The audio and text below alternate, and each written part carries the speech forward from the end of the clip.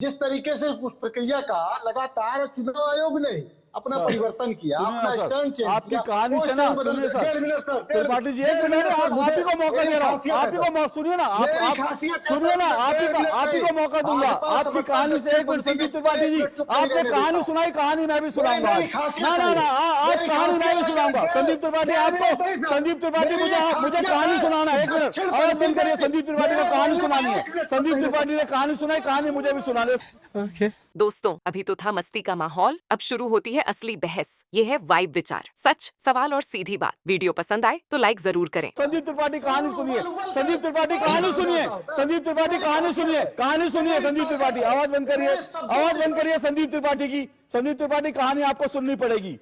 एक चोर था और वो चोर जो है उसने प्याज भी खाए, जूते भी खाए।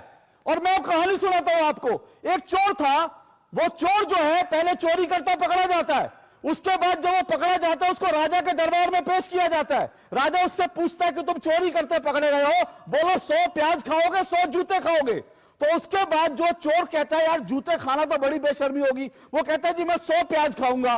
उसके बाद उस चोर के सामने 100 प्याज लाके रख दिए जाते हैं। वो बेचारा 1 प्याज खाता है, 2 प्याज खाता है, 3 प्याज, 5 प्याज खाने के बाद उसकी धुएं निकल जाते हैं। फिर वो कहता है महाराज मैं जूते खाऊंगा। उसके बाद उसको 100 जूते भी पड़ते हैं। तो मुझे लगता है आज भारत के विपक्ष का हाल वही हो गया, पहले प्याज भी खाए और अब जूते खा रहे हैं आप लोग। ये जो गोल पोस्ट चेंज कर रहे हैं ना, प्याज भी खाओ जूते भी खाओ। तो कहानी ये भी है। अब मुद्दे पर आइए, बोलिए। जी नहीं, ये आपको विपक्ष का नाम लेकर मोदी जी को या उनके समर्थकों सुनिए ना, अरे विषय पर आइए, विषय पर आइए। मेरे पास कहानियां बहुत सारी हैं। 5 प्याज वाली बात आपने कही ना सर। अब अच्छा हाइड्रोजन, अच्छा अगर आप मेरे पे डिबेट करना चाहते हैं संदीप त्रिपाठी, अगर आप मेरे पे डिबेट करना चाहते हैं तो मैं आपसे जानना चाहता हूं कि हाइड्रोजन बम कहां है? क्या कोलंबिया में बन रहा है? हाइड्रोजन बम कोलंबिया में बन रहा है क्या? वो धमक सर आपके घर तक जरूर उसके पुर्जे कोलंबिया से एक्सपोर्ट कर रहे हैं, के यहाँ जरूर जाएगी। उसके पुर्जे कोलंबिया से एक्सपोर्ट कर रहे हैं। सुनिए संदीप त्रिपाठी, मेरे ऊपर बहस नहीं है। 1 मिनट, मेरे ऊपर बहस नहीं है, किससे कहानियां नहीं है। विषय पर आइए, चलिए। आप सर विषय ही नहीं है, मेरा विषय सर आप नहीं। हाँ विषय पर आइए सर जी, विषय पे ही हूँ सर। सर और एक बात, मैं उसी के साथ अब चोरी की बात चल रही तो और एक ऐड कर देता हूँ सर। मेरे गाँव में चोरी हुई तो सर पुलिस वाले और कप्तान साहब ने कहा कि मैं आपके यहाँ चौकी बना देता हूँ। चोरी होने के बाद उन्होंने संदीप त्रिपाठी सुनिए ना, लेकिन सर संदीप त्रिपाठी आवाज बंद हो गया। संदीप त्रिपाठी कहानी, किससे कहानियों का मंच नहीं है ये। मैंने आपसे पूछा SIR की प्रक्रिया आज पूरी हो गई, उस पर बोलेंगे कहानियां सुनानी है तो आपको मैं आपको भेज देता हूं। यहां दूरदर्शन पर एक बच्चों का प्रोग्राम आता है, उसमें बच्चों को बैठा के कहानियां सुनाते हैं। आपको वहां भेज दूं, कहानियां सुनाइएगा। विषय पर आइए, नहीं तो मैं राजन जी के पास चला जाता हूं। विषय पर आइए अगर चर्चा करनी है तो। नहीं बोलिए, बात आने देंगे कि नहीं जी। मैं जो चोरी की बात कर रहा हूँ उसको तथ्य है सर। मुझे बताइए वो चोरी कैसे हुई, मुझे बताइए, कहानी में सुनाइए। मैंने कहानी सुनाई, मैं आपको 25 कहानियां सुना सकता हूँ। विषय पर आइए। कुछ धैर्य रख लीजिए सर। पेशेंस की गोली है, मेरे यहाँ मिलती है आयुर्वेदिक। मेरे में पेशेंस नहीं है सर। आप लोगों के झूठ बहुत सुन के थक गया हूं। मेरे में पेशेंस नहीं है। आप लोगों की कहानियां सुन के थक। मुझे विषय पे बताइए, मुझे विषय बताइए, मुझे विषय पे बताइए। सुनेंगे तभी ना सर, बताइए। बोलिए, सुनेंगे तभी बताएंगे। कहानी मत सुनाइए, विषय पे आइए। मैं सिर्फ हाँ विषय बता रहा हूँ सर। सर हमने सर चोरी का आरोप लगाया कि वो चोरी हो रही है। फिर वैद्य जी आए, उन्होंने कहा कि आपके यहाँ मैं चौकी बना दे रहा हूँ। राजन जी के पास आइए। राजन जी आवाज बंद करिए। राजन जी मुझे आज कहानियां किस्से नहीं सुनने, ये कहानियों किस्सों का वक्त नहीं है। संदीप त्रिपाठी जी, आपको मैं एक प्रौढ़ शिक्षा केंद्र में भेजूंगा, वहां थोड़ा पढ़कर आइएगा और उसके बाद उस प्रौढ़ शिक्षा केंद्र में आपको टीचर बनाएंगे। वहां प्रौढ़ शिक्षा केंद्र में जाके कहानियां सुनाइएगा। मेरी डिबेट में आना है तो डिबेट पे आइए, तैयारी करके आइए, कहानियां सुनाने मत आइए। आरपी सिंह जी रिस्पॉन्ड कीजिए, फिर मैं राजन जी ना। संदीप त्रिपाठी कहानी सुनाने की इजाजत मैं नहीं दूंगा, मेरे पास इतना टाइम नहीं है। आरपी सिंह जी रिस्पॉन्ड कीजिए। देखिए असल में क्या वो करे भी क्या, उनका ये पूरा वोट चोरी वाला मामला था, कहानी बनकर रह गया है। सबको पता है कि एक बाउंडर खड़े करने की कोशिश की इन्होंने, एक कहानी बनाने की कोशिश की, वो गुब्बारा इनका फूट गया है। परंतु जो मूल मुद्दे हैं बिहार के, उस पर कोई बात करने को तैयार नहीं है कि बिहार के अंदर आज 75 लाख महिलाओं को 10,000 रुपये मिला है स्वरोजगार के लिए, उद्यमी बनने के लिए। आज वहां पर बिहार में 87 लाख किसानों को हर साल किसान सम्मान निधि मिलती है। वहां 1,60,00,000 घरों में जल से नल पहुंचा है। 3,52,00,000 लोगों को वहां पर आयुष्मान भारत के अंतर्गत स्वास्थ्य सुविधा मिली है। 1.5 करोड़ शौचालय बने हैं। 9 करोड़ अनाज गरीब आदमी को वहां पे मिलता है और 9 करोड़ से ज्यादा लोगों को मिलता है। और 1 करोड़ 17 लाख बहनों को गैस का सिलेंडर मिला है और 40 लाख पक्के। मैं इसलिए कह रहा हूँ ये है मुद्दे।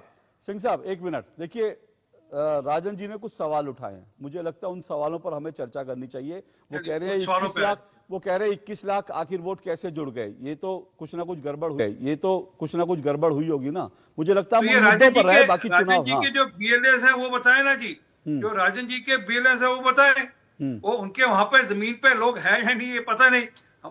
हमारे लोगों ने काम किया है, हमारे लोगों ने वहां मेहनत की है। ओके डॉक्टर राजकुमार राजन बोलिए।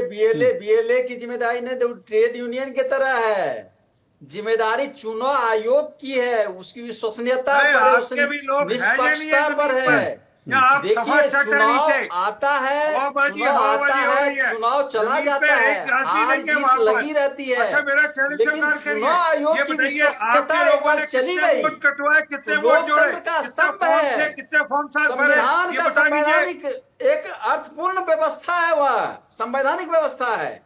पारदर्शिता चुनाव आयोग में होना चाहिए। सर सुनिए ना, एक मिनट सुनिए, दोनों प्लीज ना बोले, सुनिए दोनों प्लीज ना बोले, एक मिनट दोनों। कि आपका सफा चट है, सुफड़ा साफ है, आसपास लोग नहीं है जमीन पर। ओके सर, मुझे राजन जी मुझे एक सवाल का जवाब दीजिए। मैं देखिए फिर से विषय पर आ रहा हूं, मुझे फिर अवधेश जी के पास भी जाना है और संदीप त्रिपाठी जी कहानियां खत्म हो गई हो तो मुद्दे पर आऊंगा, आपसे मुद्दे पर बोलिएगा। मैं ये जानना चाह रहा हूं, आज जो है लिस्ट उसने निकाली, 47 लाख वोटर जो हैं वो कटे हैं, 65 नहीं 47 लाख। पहले भी आप लोग इसको जुड़वा सकते थे, वो एक प्रक्रिया, वो छोड़ दीजिए उसको, लेकिन आज आपको चुनाव आयोग के इस लिस्ट से कोई शिकायत है? देखिए अशोक जी, चुनाव आयोग के द्वारा जो लिस्ट जारी हुआ है उसके साथ साथ चुनाव आयोग को प्रेस कॉन्फ्रेंस भी करना चाहिए कि किन लोगों के वोट काटे गए हैं, किस आधार पर काटे गए हैं, कौन से बूथ पर कितने काटे गए हैं, क्या आधार लिया गया है। ये चुनाव आयोग ने प्रेस कॉन्फ्रेंस नहीं किया। अरे वो लिस्ट जारी हो चुकी है। अरे आप इनको चुप कराइए, आईडी से बुलवा लीजिए, इनसे ही बुलवा लीजिए। राजन जी सुनिए, दूसरी बात राजन जी एक मिनट, राजन जी आप ही के बात पर आ रहा हूं। क्या 65 लाख जो नाम कटे थे उसकी लिस्ट आपको दी गई, नहीं दी गई सुप्रीम कोर्ट के कहने पर? नहीं, वही यही तो मैं कह रहा हूं, लंबे संघर्ष के बाद। अरे सर अरे मेरे सवाल का जवाब दीजिए सर। आपका संघर्ष सर माथों पर बहुत बढ़िया आपने किया, मेरे सवाल का जवाब दीजिए ना। 65 लाख जो वोट कटे थे वो लिस्ट आपके पास आई थी, नहीं आई थी? यही तो मैं कह रहा हूं कि यदि हम लोग सुप्रीम कोर्ट नहीं जाते तो क्या 65 लाख? अरे 65 लाख लिस्ट आई थी ना आपके पास? आई ना? चुनाव आयोग देता क्या? है ना, है ना आपके पास 65 लाख की लिस्ट? चुनाव आयोग देता सर, 65 लाख की लिस्ट आपके पास है ना? उन्हीं 65 लाख में से 47 लाख कटे हैं। अब आप जाइए और जो कटे हैं उनको जाके 10 दिन में जुड़वा दीजिए। देखिए मेरा ये देश समझे, बाकायदा 65 लाख जो वोट कटे थे वो लिस्ट जो है 12 मान्यता प्राप्त दलों को दे दी गई। उनमें से जिनके ऊपर आपत्ति थी वो नाम जोड़ दिए गए। अब ये कहने अब वो 45-47 लाख की लिस्ट दो, अरे बार बार चुनाव आयोग आपको लिस्ट देता रहेगा। आपको आपके पास एक पूरी की पूरी वो लिस्ट है जो फाइनल है, आपके पास 65 लाख जो काटे गए थे वो लिस्ट है। आपको इन 65 लाख में से जो लगता है कि जो वैलिड वोटर है, जो कट गया था, जो अब तक नहीं जुड़ा, आप उसको जुड़वा दीजिए।